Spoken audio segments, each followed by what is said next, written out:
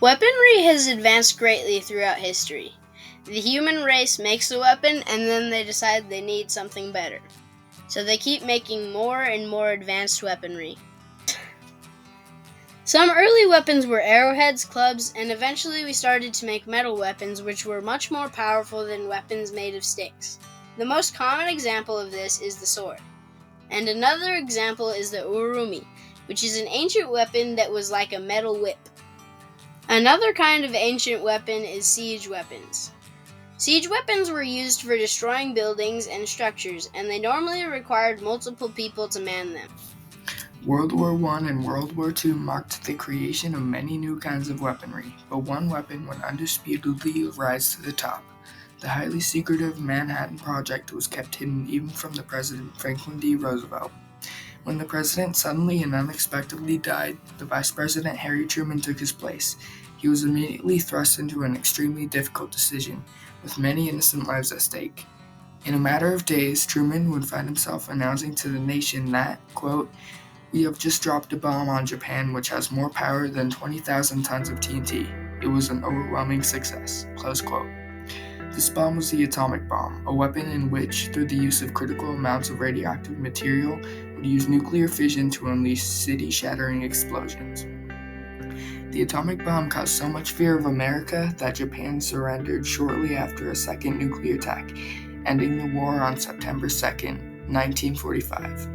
Unfortunately, spies and some scientists gave information from the Manhattan Project to the Soviet Union.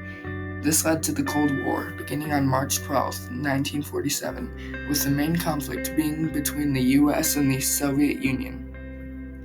The Cold War was an arms race, meaning conflicting parties would produce more powerful weapons in more quantity and threaten or force the other into a surrender. At one point, there were enough nuclear weapons to destroy the entire Earth sevenfold. The development of these bombs included many tests, which occurred at a site in Mercury, Nevada, next to Utah. The Manhattan Project, so named for its headquarters in New York, was a secret project dedicated to the creation of the nuclear bomb. When German physicist Albert Einstein came to the government and told them of the potential use of radioactive material in a fission bomb, the government decided they would attempt to create such a weapon. They formed the aforementioned Manhattan Project, and they studied and compiled materials to form what they hoped was the so-called atomic bomb. Given the codename Trinity, they would never know until they tested it, so they readied their contraption. The Trinity test was the first time a nuclear bomb would ever be detonated.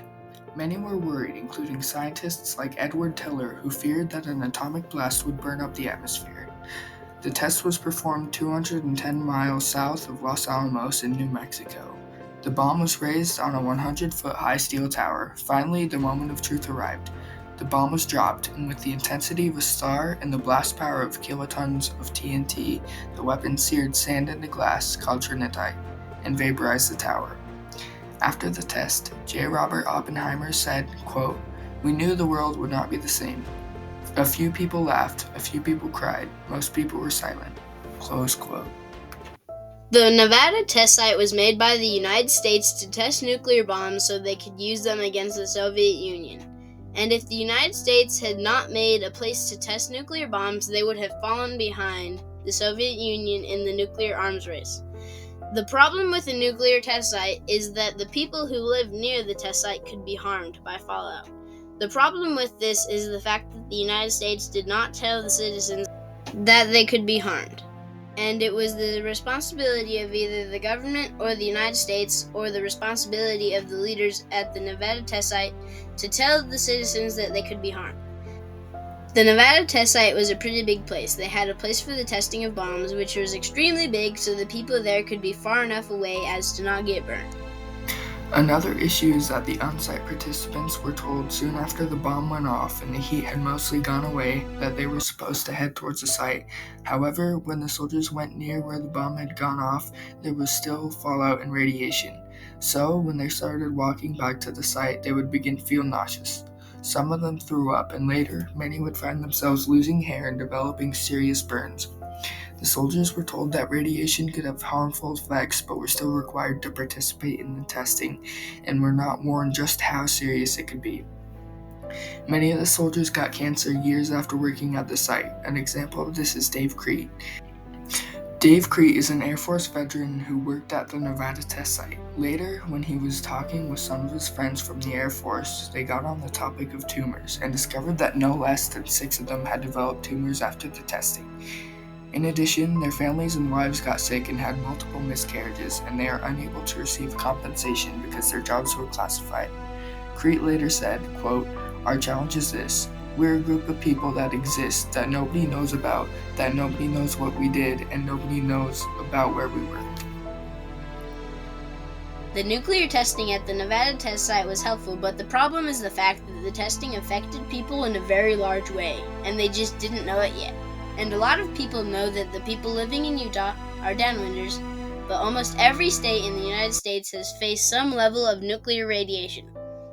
And the main reason why the nuclear testing was not the best thing in the world is because of the lying and the deceiving that the officials of the Nevada test site said to the downwinders, specifically to Utahns. This video was sent to residents of St. George after a massive test left some residents with burns and hair falling out and many other things. Ladies and gentlemen, we interrupt this program to bring you important news. Word has just been received from the Atomic Energy Commission that due to a change in wind direction, the residue from this morning's atomic detonation is drifting in the direction of St. George. It is suggested that everyone remain indoors for 1 hour or until further notice. There is no danger. This is simply routine Atomic Energy Commission safety procedure. To prevent unnecessary exposure to radiation, it is better to take cover during this period. Parents need not be alarmed about children at school. No recesses outdoors will be permitted. Please stay indoors and advise your friends and neighbors who may not hear this announcement to do likewise. And the government had done studies, and they knew enough that they could have told the downwinders that there were definitely things that could happen, but they did not tell them.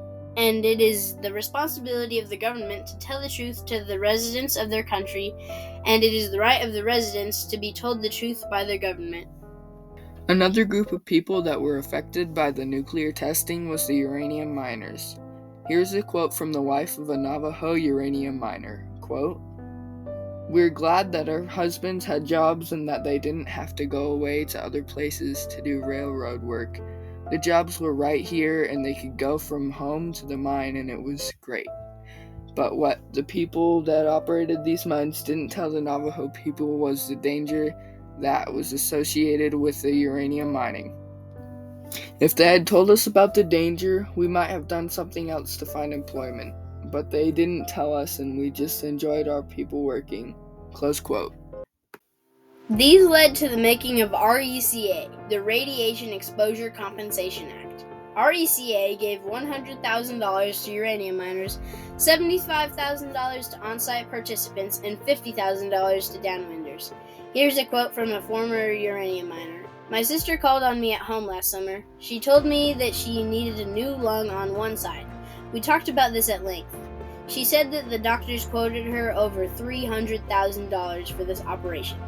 I think it is a shame that the government compensation for the miners is a mere $100,000, not even half the price of a new lung. We are dying and nothing can be done about it." Close quote.